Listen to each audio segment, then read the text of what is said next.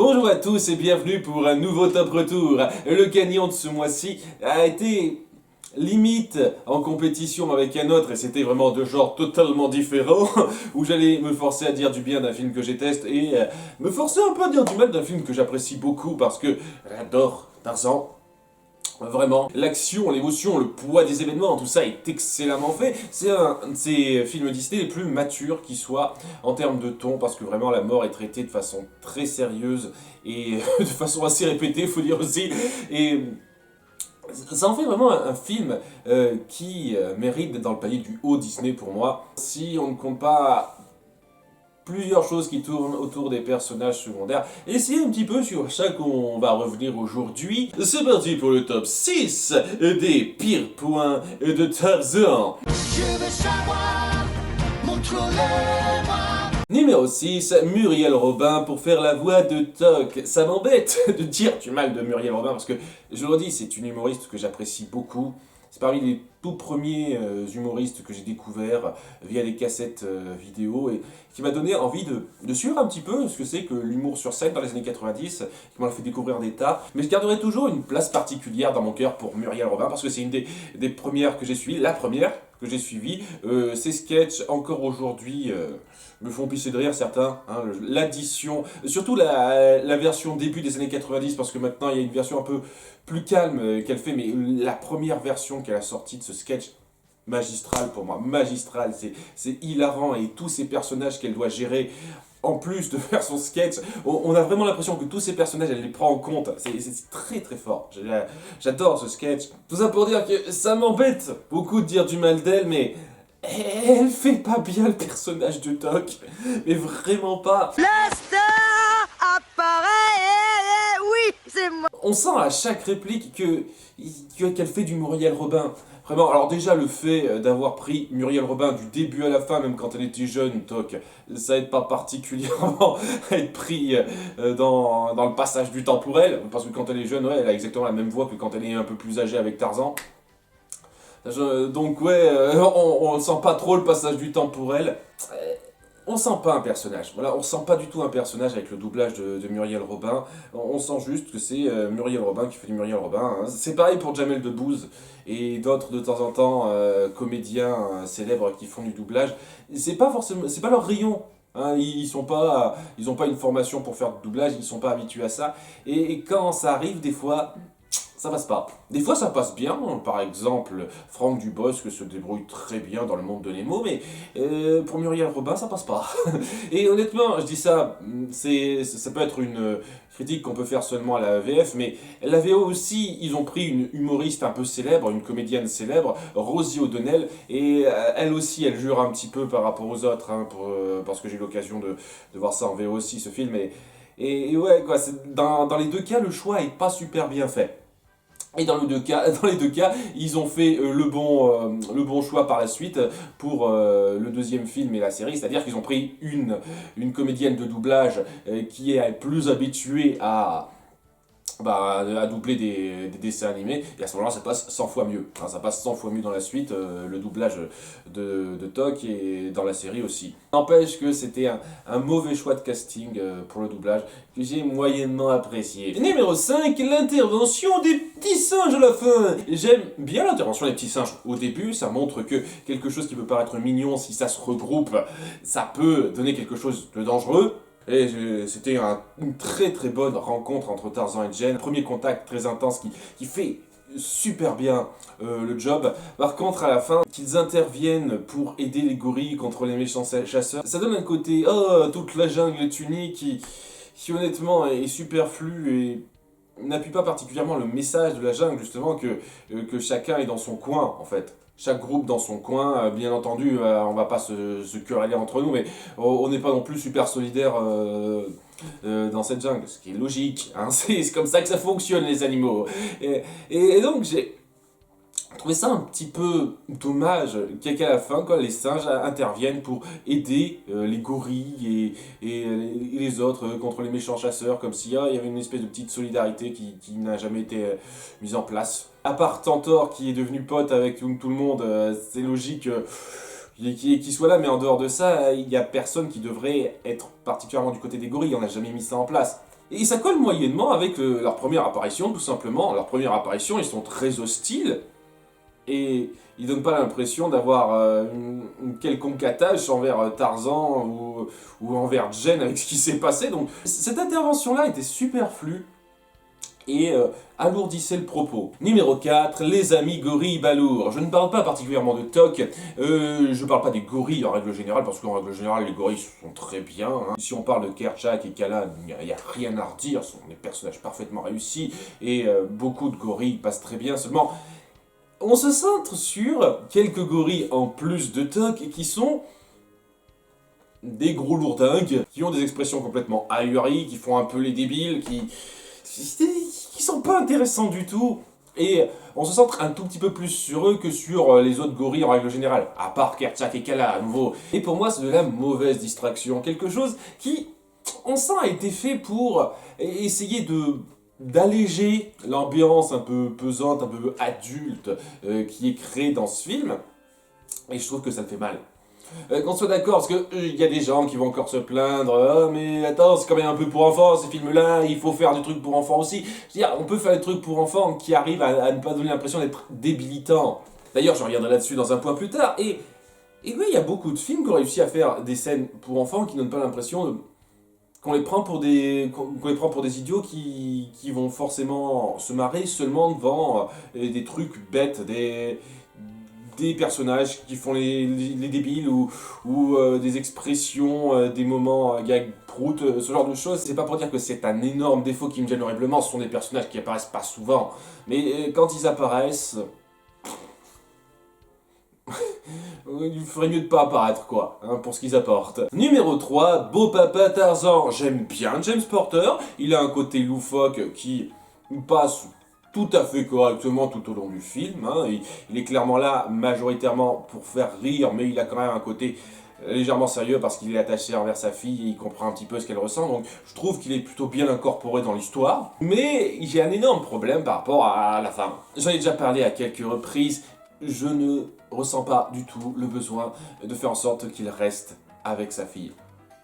Ça amenuise totalement le poids de cette décision en fait. Lorsqu'il lui dit vas-y, c'est là qu'est ta place, n'hésite pas, j'ai trouvé que c'était très beau ce moment où elle finit enfin par se décider, un peu encouragée par son père. Et je trouve ça dommage que vous alourdissiez ça en disant ah bah en fait je vais rester là avec elle, c'est bon, hein, dites qu'on est mort, merci, au revoir monsieur. Ça rajoute quelque chose qui n'a pas besoin d'être rajouté.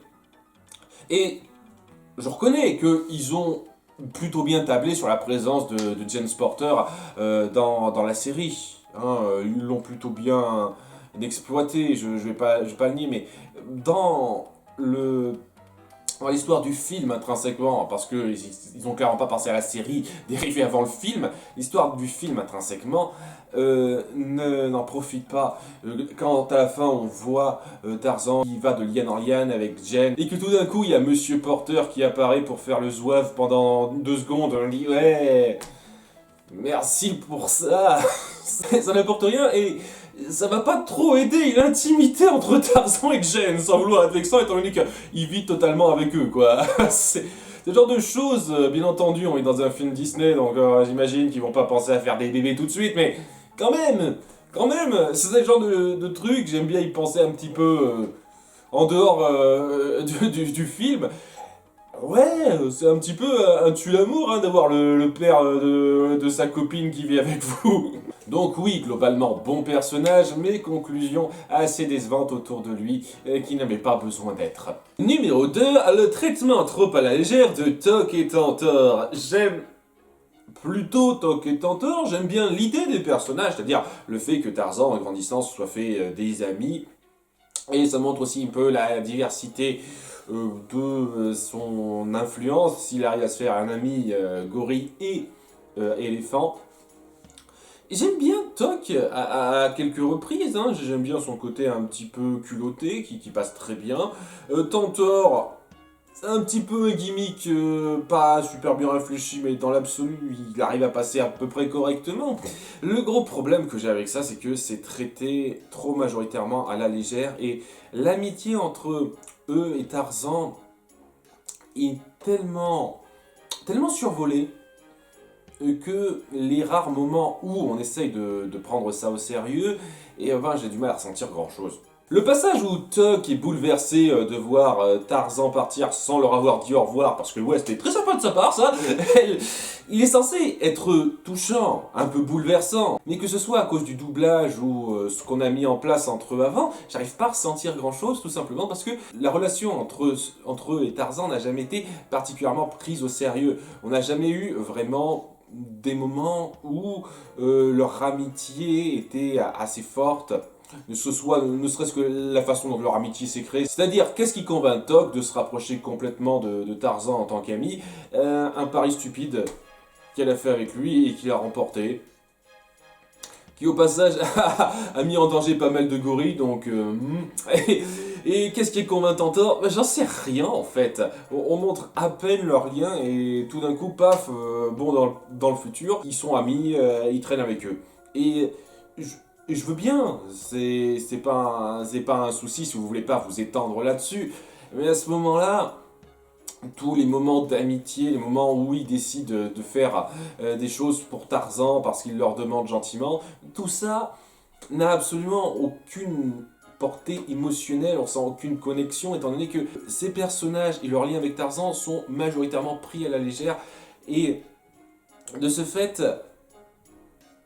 on sent aucune connexion réelle entre eux. Dans le film. Le moment où Toc accepte de rendre service à Tarzan, c'est traité à la légère. Le moment où Toc retrouve Tarzan alors qu'elle pensait l'avoir perdu, c'est pris à la légère. On instaure quasiment aucune émotion sérieuse autour d'eux. Et ce qui fait que, à aucun moment donné, ils me font sentir autre chose que un petit sourire de temps en temps, ces deux personnages. Ce qui est pas mal, hein. Je vais pas non plus dire que c'est mauvais, mais... c'est tout, alors qu'il y avait clairement possibilité de faire mieux et que à plusieurs moments, ça gâche un petit peu certains moments émotions que vous pouviez avoir. Et même certains moments d'émotion que vous essayez d'avoir. Donc non seulement ça amène plusieurs scènes assez moyennes, mais ça gâche un petit peu certaines scènes qui avaient le potentiel d'être un peu touchantes. Ce qui fait que ouais, j'ai beaucoup de mal avec le fait qu'il soit traité autant à la légère, ces deux-là. Mais ça amène surtout cette fameuse scène. J'ai horreur de cette scène. Vraiment. J'en ai déjà parlé donc il y a quelques minutes. Je ne supporte pas quand un film, même s'il est Disney ou tout ce que vous voulez, je m'en tape, un film familial, décide de partir à un moment donné sur du truc seulement pour gosses. Parce que c'est pas ce qui fait la grandeur d'un film familial pour moi. Ce qui fait la grandeur d'un film familial, c'est d'arriver vraiment à créer de bout en bout des scènes qui peuvent plaire à tout le monde. Et bon, et en tant qu'adulte, je vous cache pas que ça me dérange pas que ça parte un petit peu plus vers le adulte que les enfants peuvent pas comprendre. Je vous le cache pas, oui, hein. Faut pas oublier que je juge un film par rapport à mon expérience personnelle, mon ressenti personnel. Et je suis un adulte. Depuis que j'ai commencé à m'éveiller un petit peu au monde et à la critique un petit peu construite au cours de mon adolescence, eh ben ouais, je regrette pas une seule seconde ce que je ressentais quand je voyais des trucs bêtes et patos qui me faisaient rire à une époque quand j'étais insouciant. Voilà, je vous le cache pas, hein. Sincèrement, je ne regrette pas de ne plus être un enfant. Et donc, dans cette mentalité-là, je n'aime pas que des films familiaux prennent le parti de partir sur des moments complètement gamins et puérils, qui d'une part baisse le niveau du ton de votre film et d'autre part ne s'incorpore dans rien. Cette scène de campement n'apporte absolument que dalle. Vous auriez pu rapidement les montrer foutre le boxon pendant 10 secondes, ça aurait été la même chose. Mais non, il a fallu qu'on perde 2 minutes de notre temps à aller voir faire les cons avec les objets, avec de la musique... jazz qui, si on l'écoute comme ça, complètement indépendamment et pas trop mal,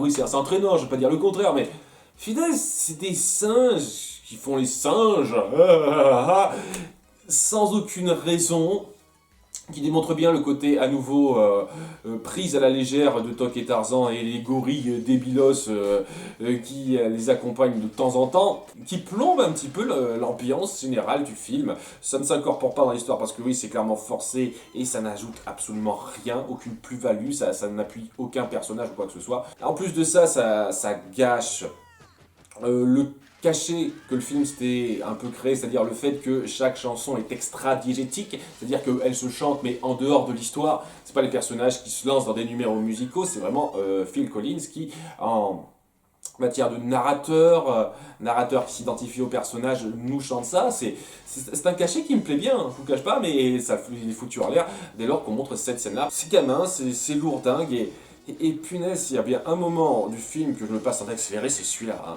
Vraiment, j'adore me revoir ce film, mais ce moment-là...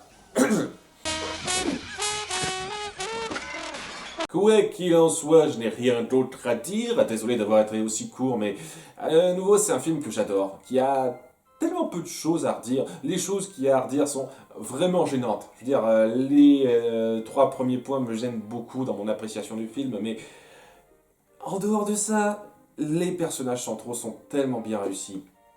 L'action, l'émotion, tout ça, tout est tellement bien fichu. En fait, je pense que je devrais aimer plus ce film que je le devrais, mais voilà, ce sont des défauts qui font vraiment barrage à mon appréciation, et ça empêche que oui, c'est un très bon film. La meilleure interprétation de Tarzan que j'ai jamais vue pour l'instant. J'ai pas vu tous les films Tarzan, donc à nouveau, je peux pas non plus faire une grande affirmation, mais pour moi, ça reste un must Disney qui, malgré ses défauts, mérite amplement d'être reconnu. Je vous donne rendez-vous pour le mois prochain pour le futur top retour. N'hésitez pas à voter dans les commentaires. J'espère qu'il y aura un petit peu plus de votes que la dernière fois. Parce que ouais, vous n'étiez pas très nombreux. Et ça me mine un petit peu. Et j'espère que vous n'avez pas perdu intérêt en ces vidéos. Parce que je trouve que c'est très intéressant à faire partager. Personnellement en tout cas. Et bon, j'espère que vous n'avez pas non plus totalement perdu intérêt dans la participation de ces vidéos-là. Parce que voilà, j'ai vraiment envie de faire ces vidéos en réponse à vos attentes. Et oui, si vous attendez de moi que je traite en retour tel ou tel film, eh ben je veux que vous n'hésitiez pas à le dire. Donc voilà, il y a eu beaucoup moins de votes que d'habitude la dernière fois. Et j'espère que c'était juste une petite passade et que la prochaine fois ça ira mieux. Enfin, c'est pas grave dans l'absolu, hein, je ferai avec le nombre de voix qu'il y aura, quoi qu'il arrive. En tous les cas, je vous donne rendez-vous le mois prochain pour le futur top retour. À très bientôt, bye.